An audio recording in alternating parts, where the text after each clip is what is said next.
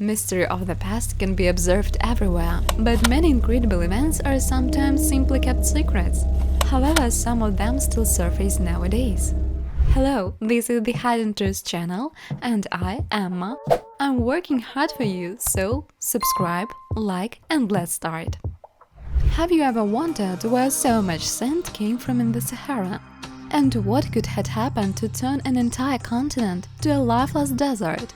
And what is left on it besides oil and a petrified organic matter? Now we will dive under sands and understand the real reason for existence of all the well-known deserts. As a result, we will find out what's wrong with these sands, is it artificial or not. At the end of the video, we will look at the photos that don't fit to our history, because it's a wonder where iron tracks were found in Africa, and even strange why they're not mentioned. When we talk about the kilometers of sand, heat waves, droughts, we immediately think of the Sahara. The Sahara seems to be the largest desert in the world, but it's only second one to Antarctica. Yes, Antarctica is also a desert, but today we will only focus on sandy ones. The Sahara has a harsh climate and temperature regime that simply doesn't allow life to develop. During the day, the thermometer rises about 30 degrees, and at night it drops to 0, and sometimes even to -10. For centuries, the sands of the Sahara have absorbed animals, people, and entire cities. Needless to say, even now, the desert is constantly expanding, engulfing new territories as if nothing happened. But where does it came from? And how did it appear the desert of a size like a continent? Look at the map. All this isn't limited to one continent. By the way, the size of the continent isn't straightforward as it seems, since Africa is much larger than the most countries. In addition, Africa is twice as big as Russia, and the Sahara is almost as big as the United States of America. It's amazing how the desert breaks all the stereotypes of scientists. But look at this desert. It's not Antarctica and it's not covered in snow. It's white sand where ordinary quartz has been replaced with gypsum, which completely changed the picture. Many people associated deserts only with high sandy dunes or a particular shape, cacti, rolling hills, and an almost completely absence of vegetation and animal inhabitants. However, sands occupy only 15% of the territory, and the main landscape is rocky plateaus. But how did this all came about? How did these sandy plateaus appear? It's interesting what textbooks tell us about this.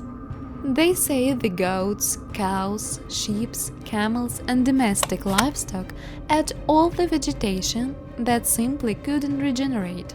Can you imagine the amount of livestock capable of eating all the vegetation on the continent?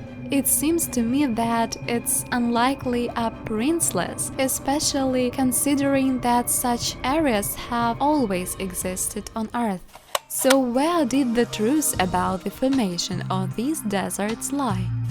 We're still gradually finding facts, and everything else remains hidden under a thick layer of sand. It's quite surprising that if we dig under all the thick layer of sand, we will find clay, remounts of soil that it's under the sand. There was the fertile land, but then it was covered with sand. Just look at the level of the ground and the nearby desert. This is Gobi, as if it simply poured an enormous pile of sand on the top of a layer of earth. What might be under this pile? Yes, not just bird houses, but whole cities. Perhaps they're still there, we just don't know about them by word or spirit.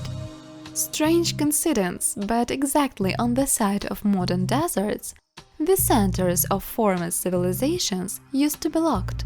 This is visible at least on the ancient maps, which are there so many. Once, a long time ago, life was bustling here. Fortresses stood, fields waited for the harvest, and on the pastures the domestic livestock roamed.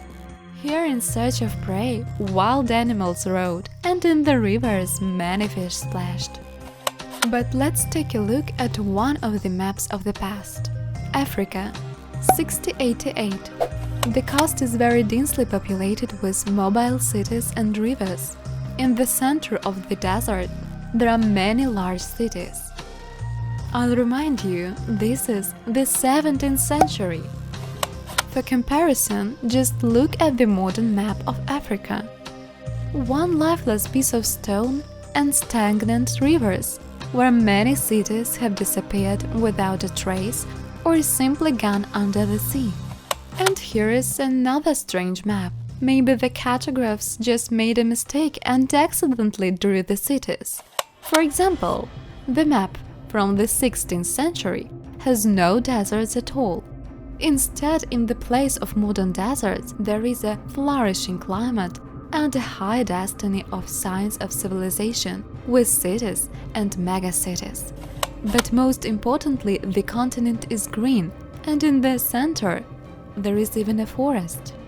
And in this picture, why are Europeans depicted like as kings and towers of castles? How did all this end up in Africa in the 17th century? Or we don't know something? If a cartographer drew a city, then theoretically it should exist. At least its remnants are being excavated and are quite successful. But in most cases they just keep silent for the sake of tense political events.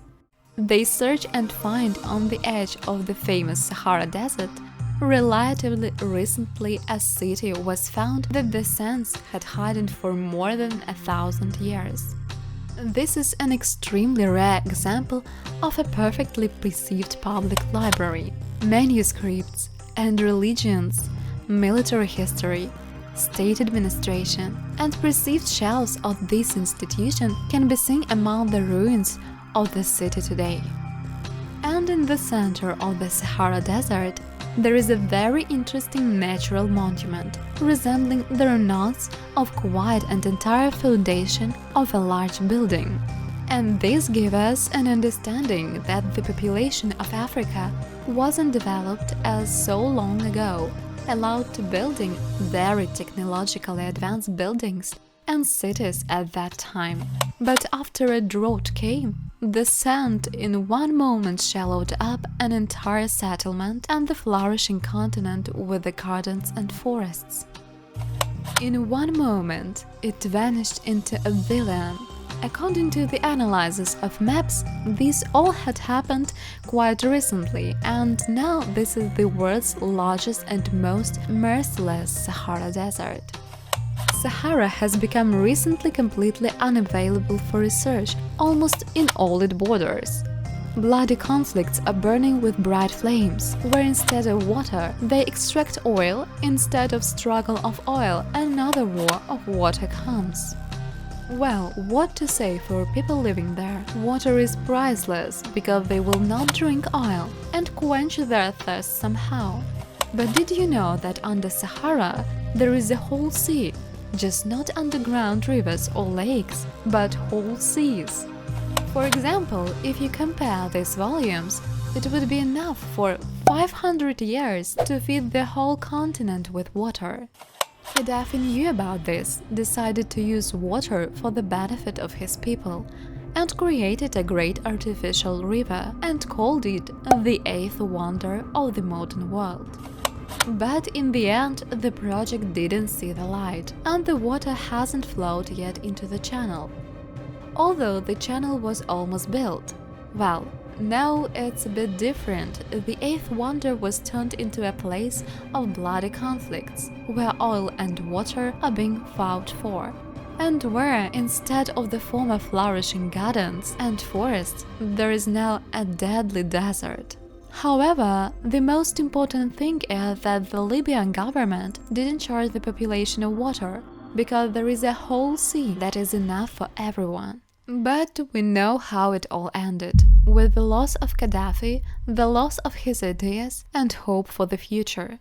But in the end, I would like to show you some very strange roads in the desert, in the center of desert in Mali. Their so-called roads stretch across the whole desert for many kilometers. But look, what do you think? Is it like railways? Well, then how it can be possible to move around such a huge continent before? But what's interesting, beside these walls and the small extinct volcanoes next to them, there are huge deep pits and craters. These aren't lunar or Martian landscapes, and this Sahara Desert reliably hides numerous secrets of the past. But now only pickups with machine guns drive on these sands, or tourists in jeeps with a guide, but not caravans of camels with Martians. And all this modernity coexists with the ancient wonders of the past, the oldest manuscripts and the remains of the great civilizations that have disappeared. The Sahara Desert is a very mysterious place. Share this video with your loved ones to let them know the truth. And don't forget to subscribe for more exciting research to come. And remember, you will learn many secrets with me. I love you all. See you in the next video.